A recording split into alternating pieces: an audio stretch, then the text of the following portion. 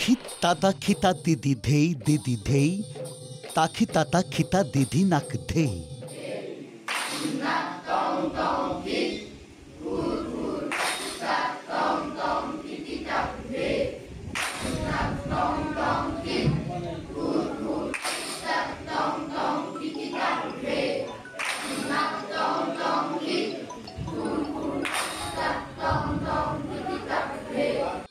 এনেকৈ যেন বৰপেটাত বাজি উঠিছে পৰিতালৰ ঘাট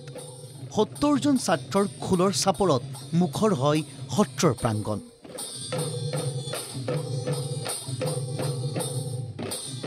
সত্ৰনগৰী বৰপেটা নামতেই যেন লুকাই আছে সমৃদ্ধিৰ ৰমীয়া হিৰে পাগ গলে গলে বস্ত্ৰ পিতাম্বৰ ধুতিৰে কান্ধত খোল লৈ এজাক নপ্ৰজন্মৰ ভৱিষ্যতে বুকুত ৰুইছে আপোন সংস্কৃতিৰ বীজ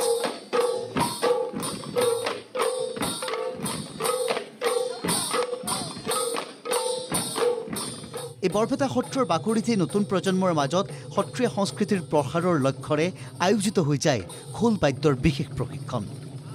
দেওবাৰে সামৰণি পৰে এই প্ৰশিক্ষণৰ খোল বাদ্য একাডেমীৰ উদ্যোগত অনুষ্ঠিত এই প্ৰশিক্ষণৰ সামৰণি অনুষ্ঠান মহাপুৰুষ মাধৱদেৱ স্থাপিত গণককুছি সত্ৰত অনুষ্ঠিত হয়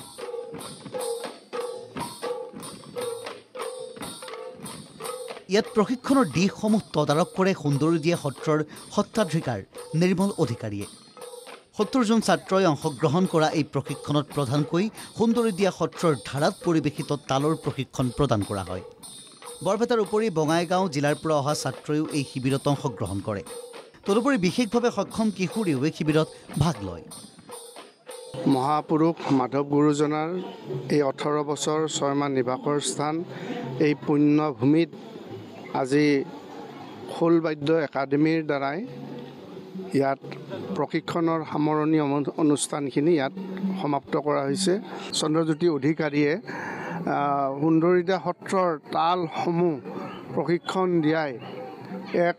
সত্ৰীয়া অনুষ্ঠানৰ যি তালবিলাকৰ এক সমাহাৰ স্বৰূপে তেওঁ আগবঢ়াইছে প্ৰশিক্ষণৰ উদ্যোক্তা কুলেন দাসে কয় যে অসমত ৩টা ধাৰাত খোল বাদ্য পৰিৱেশন হৈ আহিছে সেই ধাৰাকেইটা হ'ল বৰপেটা বৰদোৱা আৰু কমলাবাৰী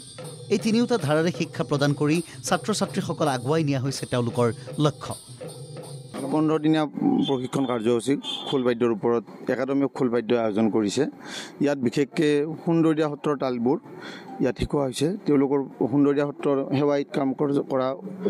বিজ্ঞ ব্যক্তিক আমি অভিজ্ঞ ব্যক্তিক মাতি আনিছিলোঁ তেওঁলোকে ইয়াত শিকাইছে তাৰ উপৰিও বৰপেটা সত্ৰৰ বৰধেমালি ইয়াত শিকোৱা হৈছে প্ৰতি অসমীয়াৰ বাবে সত্ৰীয়া সংস্কৃতি সদায় আদৰৰ চিৰনমস্য আগত প্ৰজন্মৰ মাজত এই সংস্কৃতিৰ মাধুৰী বিলাই দিয়া উদ্যোগ লোৱাটো প্ৰতিজনৰে দায়িত্ব ই অসমীয়াৰ বৃহত্তৰ সংস্কৃতিৰ প্ৰথাৰখনকে সমৃদ্ধ কৰিব